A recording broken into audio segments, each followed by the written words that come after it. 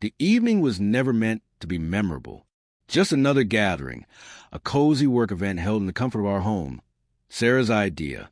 Her company usually went the usual route: upscale restaurants, polished servers, formal seating. But this time, her boss thought something more intimate would bring the team closer, and Sarah, ever the warm-hearted host, volunteered our house without hesitation. I wasn't thrilled about it.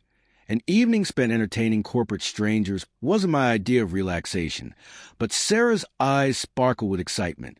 "I want them to know how amazing you are," she'd said. That was all it took. So I threw myself into preparing for the night, not just for the guests, but for her.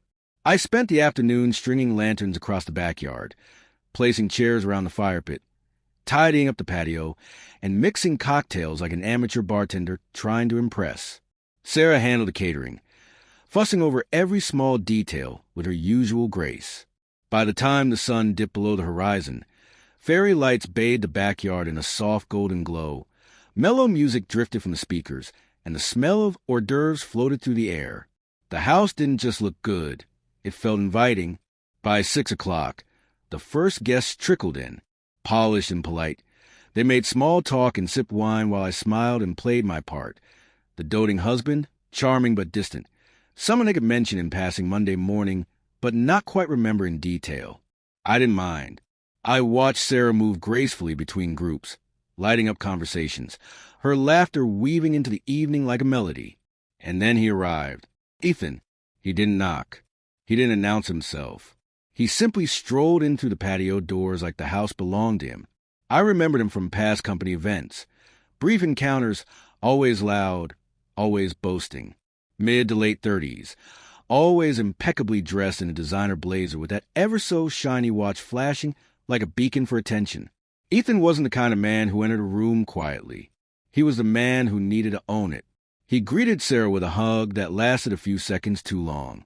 I saw the subtle way she pulled back, polite but unmistakably uncomfortable. "You've met my husband, haven't you?" she said quickly, gesturing toward me. "This is Michael." Ethan glanced at me with a half-smirk. "Oh, yeah, the mysterious Michael," he said with a lazy nod, like he'd just discovered a rumor confirmed. I gave him a tight smile and said nothing. I wasn't going to make a scene.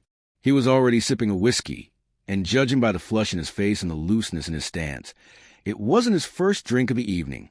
The night continued with polite laughter and work stories, but Ethan grew louder, more obnoxious.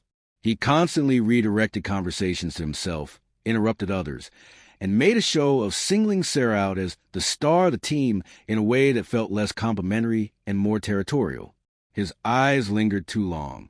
His jokes bordered on offensive. His charm had sharp edges, and everyone could feel it, but no one said anything.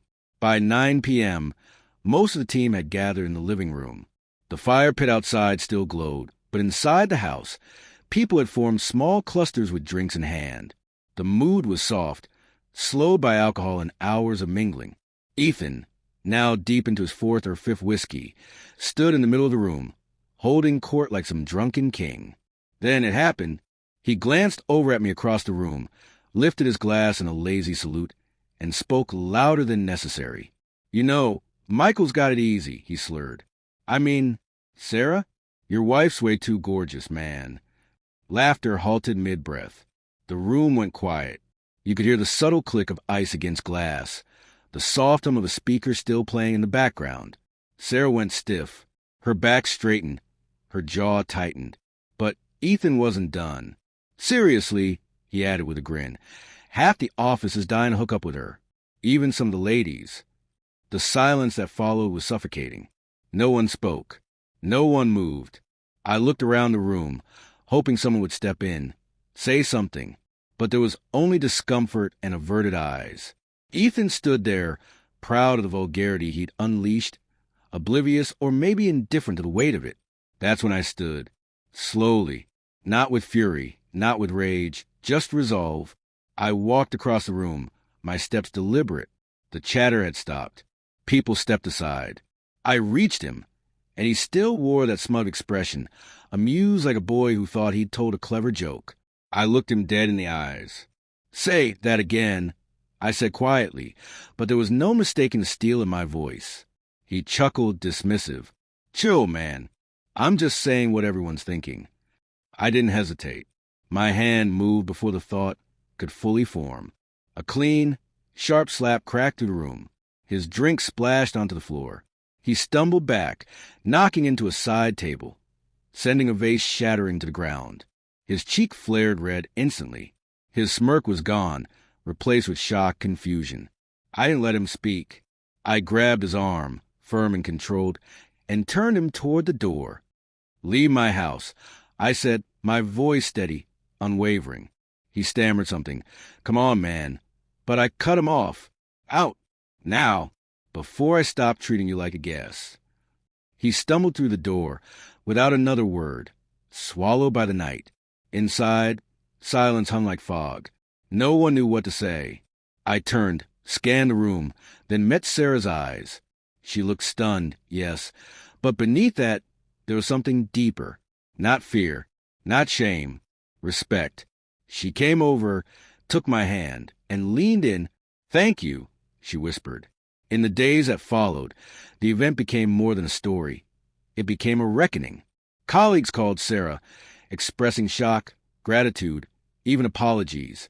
Some admitted that Ethan had crossed lines for months, always behind closed doors, and no one had felt safe enough to speak up. Until now. Eventually, HR got involved. Ethan was placed on leave. His reputation, polished and loud, cracked under the weight of his own arrogance. I hadn't acted to make a point or to play the hero.